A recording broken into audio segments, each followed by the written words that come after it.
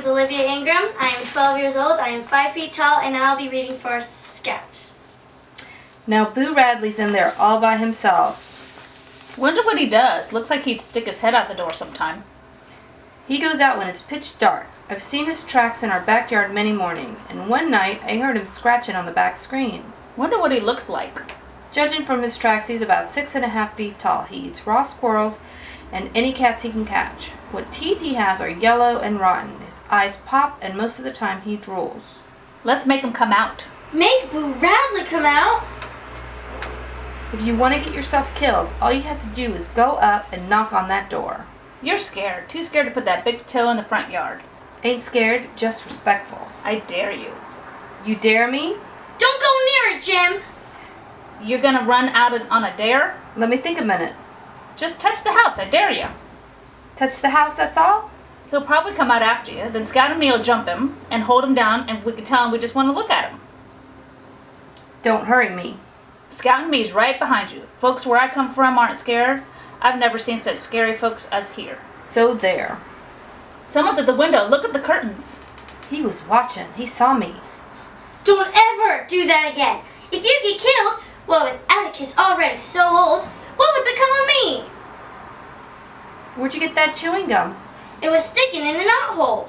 Spit it out right now. I was just getting the flavor. Suppose Boo Radley put it there. Suppose it's poison. You go gargle. I take the taste out of my mouth. Let's throw a pebble against the door. As soon as he sticks his head out, say we want to buy him an ice cream. That'll seem friendly. Maybe he comes out and sat a spell with us. He'd feel better. How do you know he don't feel good now? How'd you feel if you were shut up for 100 years with nothing but cats to eat? Of course, if you'd rather I throw the pebble. Better leave it to me. How many times do I have to show you that? Maybe you ran up and touched it, but... You're not throwing a stone at the Radley house. Jim's out of control. He's gone mad. He's knocking the tops off every camellia bush Mrs. DeBose owns. Thought Jim had a slow fuse. Not anymore. He's gone crazy. From people saying things about your father? Yes, Mrs. DeBose. How'd you know? We found out something about Atticus today. Something special. About time. He's the dead of Sean Maycomb. That's what you found out? It's the truth, so it don't matter what folks say. Wouldn't matter anyway. What are you doing here? I thought you'd been taken back to stay with your folks in Meridian. I was. Then how in the Sam Hill? You see... You're all muscled and dusty. Of course I am. I have a new father and he doesn't like me. So he had me bound in chains, left to die in the basement. But I was secretly kept alive on raw field beans by a passing farmer who heard my cries for help.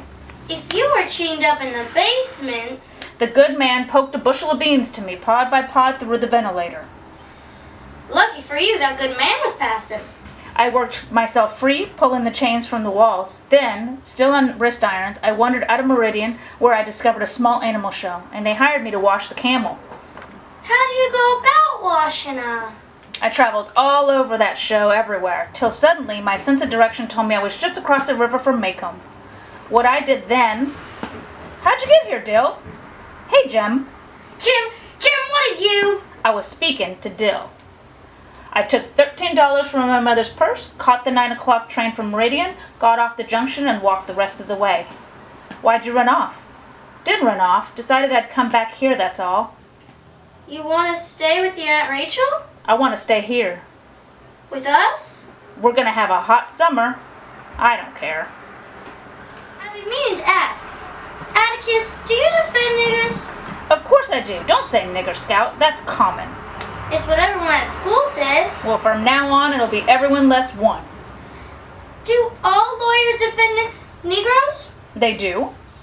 Then why do the kids at school make it sound like you're doing something awful? You aren't old enough to understand some things, Scout. But there's a lot of high talk around town that I shouldn't do much about defending Tom Robinson. But I'm going to defend that man. If they say you shouldn't, why are you doing it?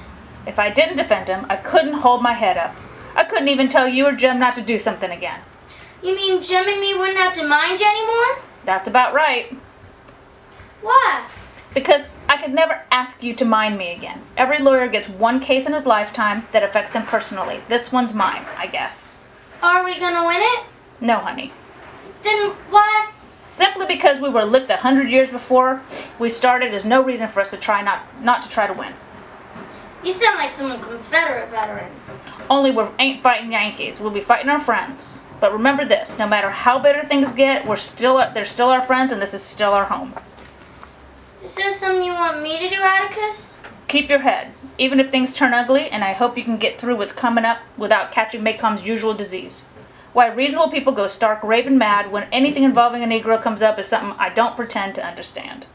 The Tom Robinson case must be pretty important. It goes to the essence of a man's conscience.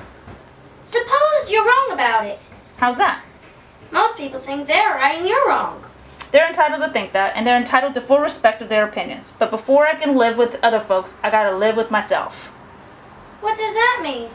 One thing doesn't abide by majority rule, and that's a person's conscience.